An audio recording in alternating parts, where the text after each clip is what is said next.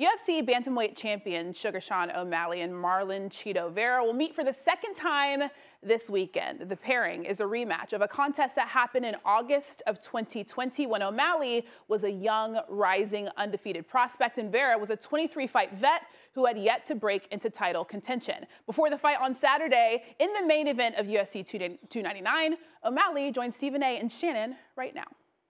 Sean, thank you for being on the show, man. I've been looking forward to this. You wanted this fight. You're 17-1. You're the reigning UFC bantamweight champion, as she just pointed out. You wanted this fight when others out there are saying they were more worthy contenders. You're 17-1. You've got one blemish on your record, which you say really shouldn't be there. Tell our audience why you wanted this particular fight against Chito Vera.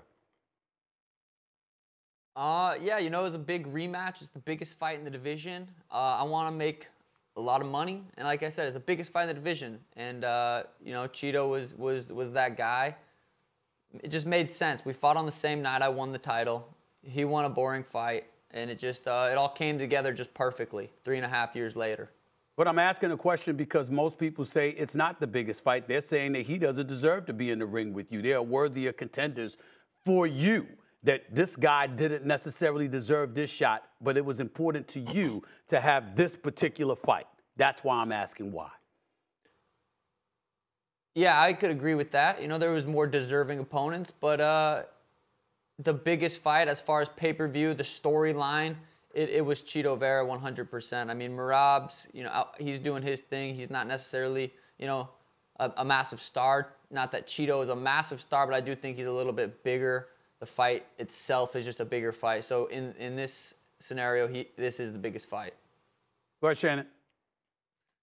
Sean, you're walking in as a champion, what's going to be different this fight against Chito that you took into the fight the first time that you fought him? Because now you're a champion.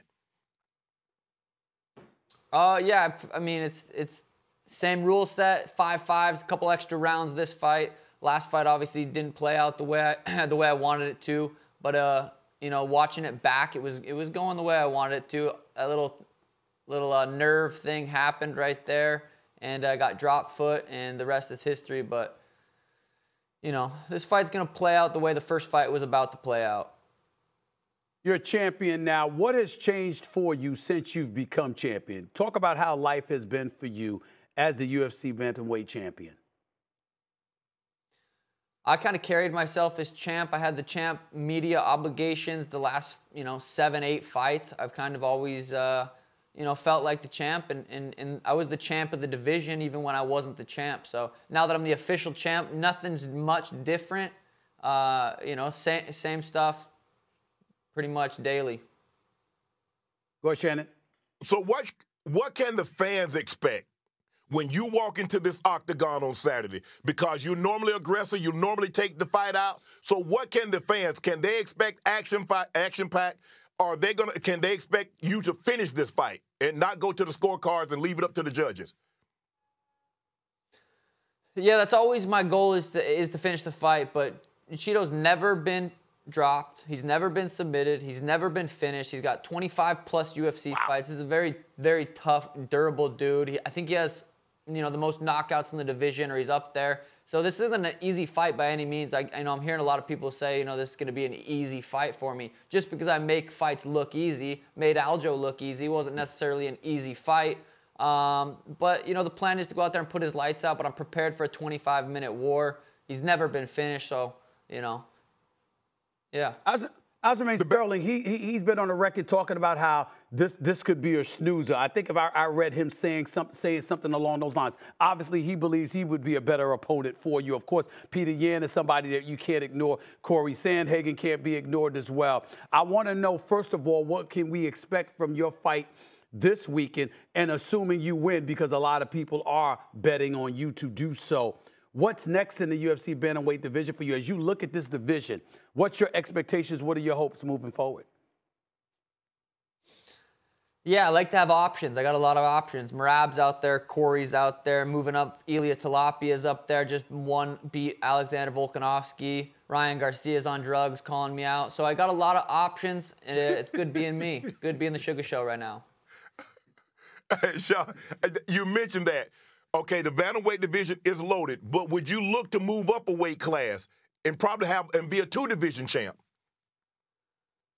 Yeah, I mean, I want to do what the people want to see. I thought me calling out Elia, people would get behind it and think that's a really cool fight. For some reason, everyone's hating on greatness. They're hating on the confidence that I have to go up and move and fight him. They want to see me fight Merab. So, you know, Merab might be the next one. But again, yeah, I think eventually moving up to 45 is in my future. But, you know, I'd like to defend the belt a few times. My personal opinion is that those who know the sport and follow the sport, I mean, I'm a fan, but I don't follow it on an expert level like the Joe Rogans of the world and others. Mad respect and love to them for the job that they do covering the UFC, for Dana White and the crew. But the bottom line is to watch y'all and to see y'all perform is to be respected and admired. I look at a guy like Conor McGregor from the past in terms of his popularity. And when I think about you, that's what I think about, because you're a showstopper. Obviously, the audience is very interested in you, in seeing you perform. You put people out. There's no question about that. You just brought up Ryan Garcia, who's boxing. It was a boxing fight for the 140-pound champion, for the championship against Devin Haney next month. You alluded to what he's talking about in terms of calling you out and what have you. Is that in your future? Is that something that you're thinking about, clearing the deck with the bantamweight division, and then possibly going to Dana White and saying, you know what, let's make something like this happen between me and a boxer, because guess what? That's where the big play and the big money play may be? Is that what you're thinking about? Yeah, I've planted the seed over the years. I've called out numerous boxers, Gervonta Davis and Ryan Garcia being one of them. Ryan said he would love to get in the octagon with me. You know, I would feel like a bully, so I don't know if I could actually do that. I would kill him within minutes. But a boxing fight would actually potentially be competitive, and that could be a big thing. But that's years down the line. I got to continue to grow and be great in my sport. You know, maybe that's a 3-4 year down the line plan that I would have liked to eventually come true.